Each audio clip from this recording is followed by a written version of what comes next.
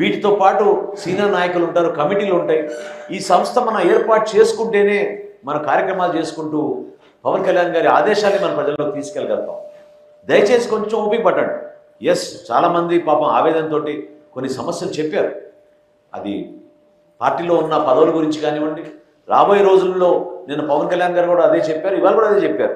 కేవలం ఎమ్మెల్యే పదవుల కోసమే మనం మాట్లాడడం లేదు. మన పొత్తులో ఖచ్చితంగా మన పార్టీలో ఉన్న నాయకులు, క్రియాశీలక సభ్యులు, కార్యకర్తలు, మహిళలు వీళ్ళందరినీ కూడా అనేక పదవుల్లో మనం అకామిడేట్ చేసేటట్టు ఒక అవగాహన కుదుర్చుకోవడానికి కోసం మనం కూడా ఒక ప్రయత్నం చేస్తున్నామని మీకు ఈ సందర్భంలో చెప్తున్నాను.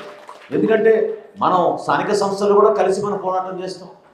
అదేవిధంగా ఏ పదవుల్లో కూడా సరే మనం పంపిణీ చేసేటప్పుడు తప్పకుండా ఇరు పార్టీల మధ్య జరిగే ఒప్పందంలో మన నాయకులకి వాళ్ళ నాయకులు కూడా ఆ విధంగా ఒక అవకాశం కలిపేటట్టు పవన్ కళ్యాణ్ గారు మనం ప్రతిపాదించారు. వాళ్ళు కూడా దాన్ని అంగీకరించి తప్పకుండా మనం ఒక ఫార్ములా ఒకటి ఏర్పాటు చేసుకుని అందరినీ కలుపుకొని పోయే విధంగా, అందరికీ అవకాశం ఇచ్చే విధంగా చేద్దామని వాళ్ళు ఆ సందర్భంగా చెప్పారు. విశాఖపట్నంలో మీ అందరికీ తెలుసు, మీరే మీ మాటల్లో ఇందాక అన్నారు, అద్భుతమైన ఎనర్జీ ఉంది, మనకి బలం ఉంది, అద్భుతమైన బలం ఉంది. స్వార్థం లేని వ్యక్తులు చాలామంది అద్భుతంగా వచ్చి పార్టీ కోసం పనిచేస్తూ ఉంటారు. మనం చేయాల్సింది రాబోయే రోజుల్లో దాన్ని కొనసాగించడం. కొంచెం ఓపికతోటి మీరు ఎక్కడ కూడా నిరుత్సాహంగా రెండు మాటలు అనేసి పార్టీకి నష్టం కలిగే విధంగా దయచేసి మీరు ఎక్కడ కూడా ప్రవర్తించబాకండి. ఎందుకంటే మనం మన అభ్యర్థులను గెలిపించుకుందాం. పొత్తులో భాగంగా తెలుగుదేశం పార్టీ అభ్యర్థులు కూడా మనం మద్దతు పలుకుతాం. పార్టీలో వచ్చే ప్రతి ఒక్కరిని మనం ఆహ్వానిద్దాం.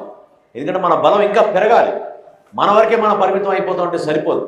మన పార్టీలో 100 మంది ఉంటే రేపు మనకి 1000 మంది ఉండాలి. 1000 మంది రావాలంటే నాయకత్వం కూడా రావాలి. ఇతర పార్టీల నుంచి కూడా నాయకులు మనం ఆహ్వానించుకోవాలి. దాన్ని మీరు గుర్తించండి.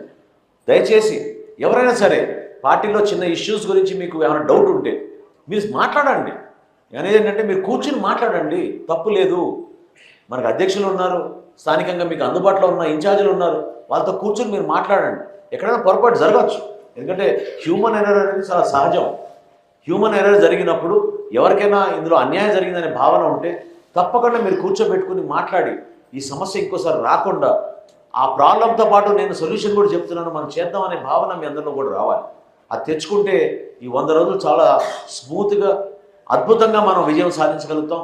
జనసేన పార్టీ మీ అందరి తరఫున ఈ రాష్ట్ర ప్రజలకి అంకిత భావంతో పనిచేస్తుందని, పవన్ కళ్యాణ్ గారి నాయకత్వంలో ఒక చక్కటి ప్రభుత్వం మనం ఏర్పాటు చేస్తామని మీ అందరినీ కూడా ఈ సందర్భంగా తెలుపుకుంటూ ప్రతి ఒక్కరు కూడా సహకరించండి. ఈ కమిటీలు మనం వేసేసుకుందాం.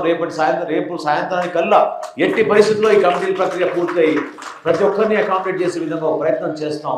అక్కడ కూడా ఏమైనా చిన్న గ్యాప్స్ ఉంటే మీరు వచ్చి సలహాలు ఇవ్వండి, మీ సూచనలు కూడా ఇవ్వండి. దాంట్లో ఎవరిని కూడా ఇబ్బంది పెట్టే విధంగా చేసే ప్రక్రియ కాదు, అందరినీ కలుపుకోవాలని చేసే ఆలోచన తప్ప వేరేది కాదని ఈ సందర్భం తెలుపుకుంటూ చక్కటి అవకాశం కల్పించి మీ అందరితో మరొకసారి ఈ విధంగా కలవడం నేను కూడా ఎంతో అదృష్టంగా భావిస్తున్నాను.